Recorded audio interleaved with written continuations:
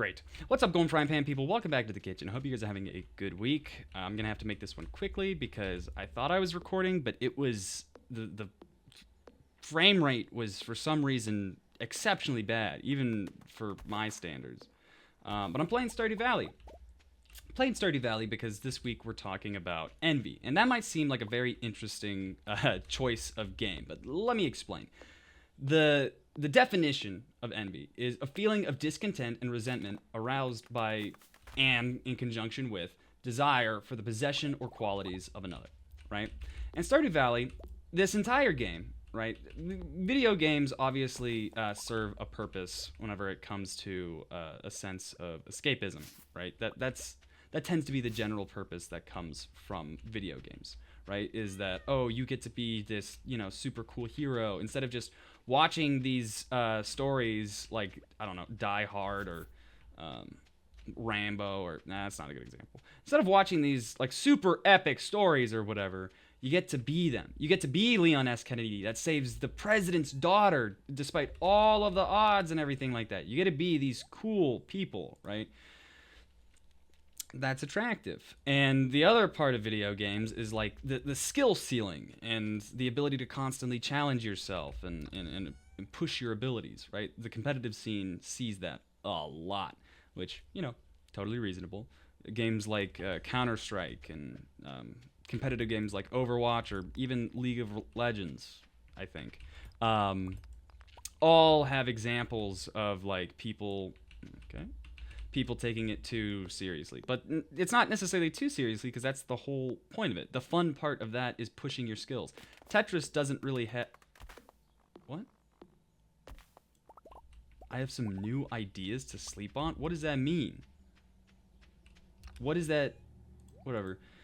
A game like Tetris isn't going to have... the escapism from Tetris isn't going to be about, how obscenely good the world building is or anything like that. Oh, cool. What? Moss? Whatever. You're not going to have that whenever it comes to... Hey! Whatever. Oh, I should have replanted the potatoes. I have new ideas to sleep. I just woke up! Whatever. Okay, I think I can basically... If this is... Nah, it's not done yet. Rats. Whatever. Let me speed this up because I need to get this moving.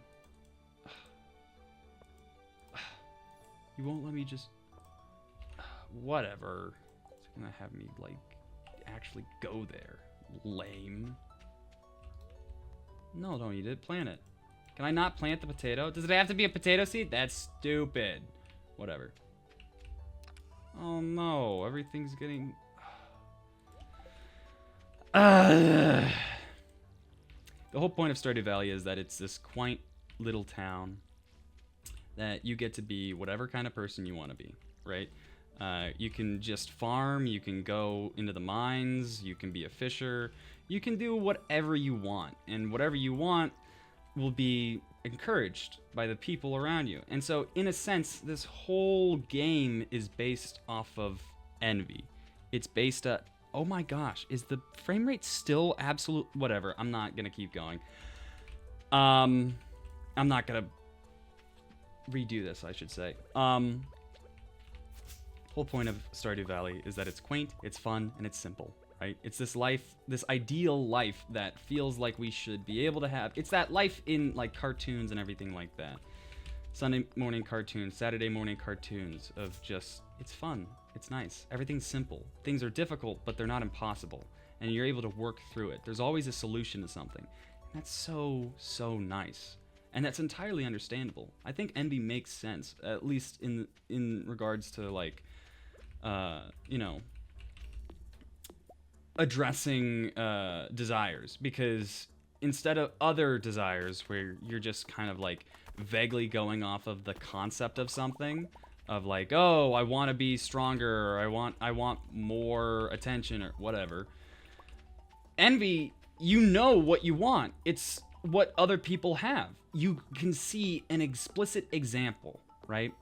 But it becomes destructive, especially whenever it's weaponized against you. Now, Stardew Valley doesn't necessarily weaponize it against you. Obviously, the game itself wouldn't necessarily exist. It wouldn't be... I think it would probably exist, but it wouldn't be as popular as it is if it didn't utilize envy to any degree, because, well, it's a game about doing, living this ideal, fun life. And instead of just living it, you're buying a game to do it for you, right? Because you can't do it in real life. You can't even begin to do it in real life. And that sucks. That sucks. And it really sucks whenever you have, like, advertisements telling you, hey, do this, and then you'll be happy. Because that's the basis of most advertisements. Most propaganda as well is do this, and then you'll be happy. And that's just not how it is. That's not what works. What? Starting to threaten other species. 2 of them for me, it would be a big help. We'll see. I don't want to do a cutscene. What's going on here? Anyway, have I not been in this place before? Oh. Who's this guy? Oh.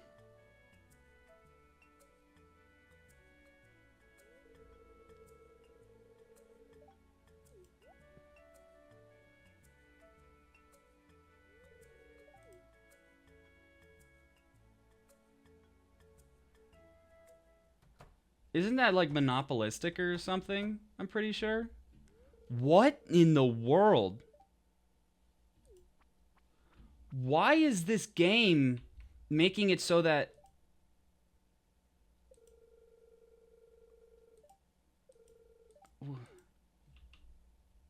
What is happening?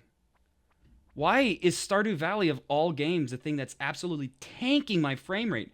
The game itself is fine. Hey, what's up? I'm going to be buying a lot. I'm going to be buying... I don't know. It's like not early in the season, I think. So 12 days. How long is this? 6 days? Yeah, we'll get a bunch of those.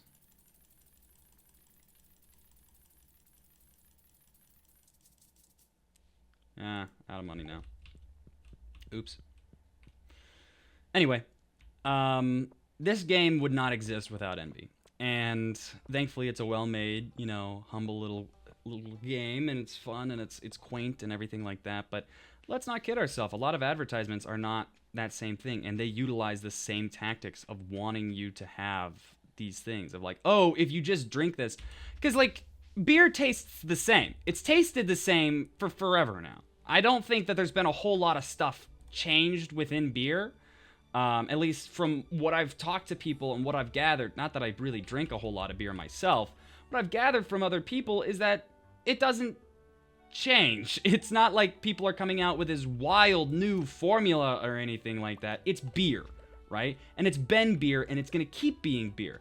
And yet, despite that, they still make advertisements as though people don't know what beer is. And it's not because people don't know what beer is. That's not why. It's because they're trying to get you to feel like it will make you happy, right? Like, oh, look at all these people. It's never an advertisement for beer, or heck, even a truck, is never like really just going off of like, oh, this is our product, this is what it does, this is why it's good. No, it's never that. It's always like, this is gonna make you the best American homegrown product ever, and you're gonna be bleeding red, white, and blue.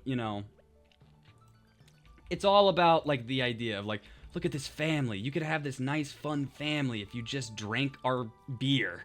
And if you just had our product. If you had our product, you would be happy. Look how happy these people are because they have our product. Don't you want to be like that?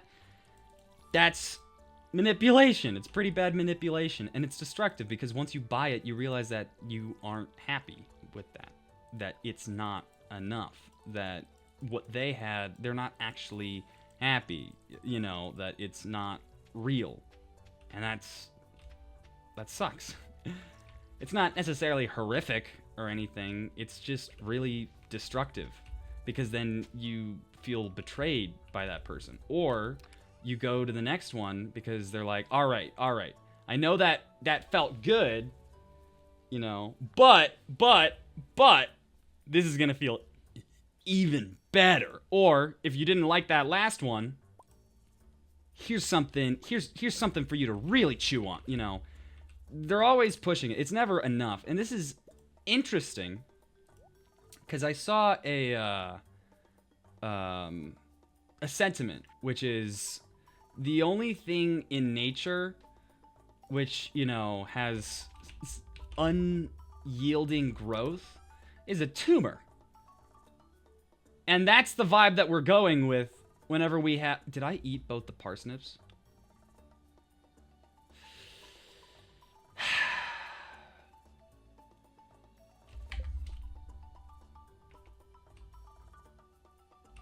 Envy doesn't push you to be the best person you can be. It pushes you to be the best person someone else can be. And eventually you're going to come to the realization that you're not that other person. And that'll be destructive. And you'll hate yourself. Because, I mean... why did I do that? Whatever. You hate yourself because clearly you're the problem. But you're not the problem. I guess to some extent you are. But you're not really the problem. Wanting to be happy and seeing that other people are happy isn't a problem. But not knowing how to go about that and thinking that other people's happiness will make yours, that's a problem. Anyway, I hope you guys are having a good week, and I will see you guys next week with the final of the 7 deadly sins.